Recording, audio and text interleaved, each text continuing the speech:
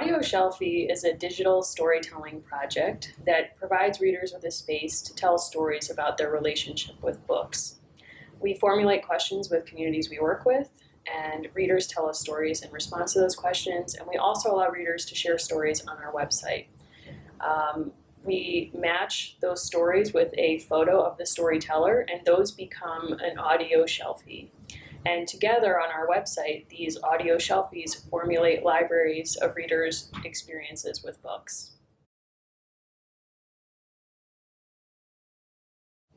I think the problem that our project is attempting to face in part is the difficulty that people seem to be having now in talking about difficult topics. We're living in a contentious world where people seem to be talking past each other and not necessarily to each other.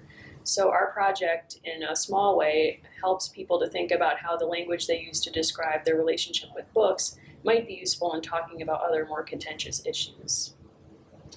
Right, because I think through the arts, and in our case, through literature, we can connect on a more human level. So we're not being divided by religion or politics. We can all feel that human connection that the arts let us have.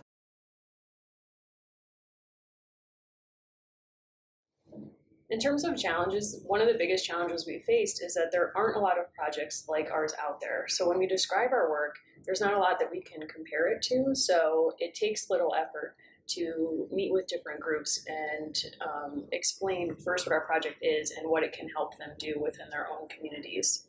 Secondly, because we're working with people to share stories about their own relationships with books, a challenge that we faced that I didn't expect was just convincing people that their stories matter, that we're living in a world where a lot of celebrities share stories online and all kinds of things, but if you're a air quotes ordinary person, sometimes you might be fooled into thinking your story doesn't matter. And I think in small part, our project is saying everyone's stories matters and can help someone else even in unintentional ways. Yeah, we do get a lot of the, why would anyone want to hear from me? So convincing people that their stories do matter has been the challenge.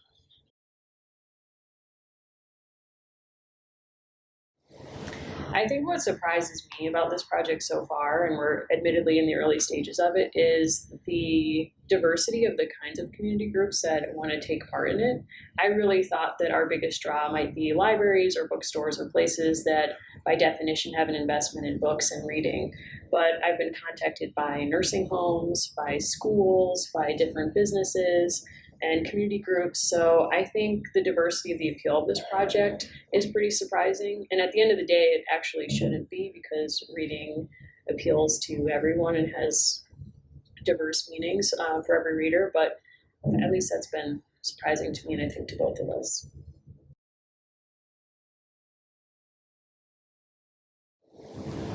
It's helped us. My recording equipment is not very mobile. So it's allowed us to get equipment that we can take to different places, allowed us to get software so that we can collaborate. I live in Boston, so it's hard to collaborate efficiently. And so now we can, and that's really cool and exciting. But also the kind of information and training that the center has provided. I've had the benefit of working with the other fellowship teams this year, and what I've learned from them is all kinds of means of organizing dialogues and carrying them out. For example, being sensitive to the cultural backgrounds of the participants in your dialogues, in your meetings. So benefiting from other people's experiences and their projects has been really invaluable in shaping our own.